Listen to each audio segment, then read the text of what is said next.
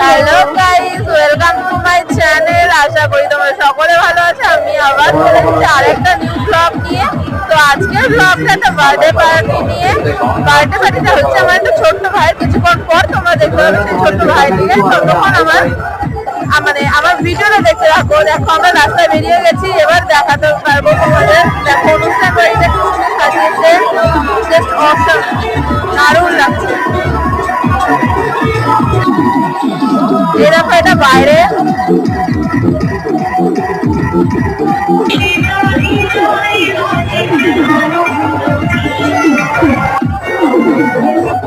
আমিও কফি নিয়ে নিয়েছি, খাওয়া দাওয়া হয়ে গেল। এখানে নাচানাচি চলছে, আমাকেও ঠেলছিল, বাট আমি যাইনি।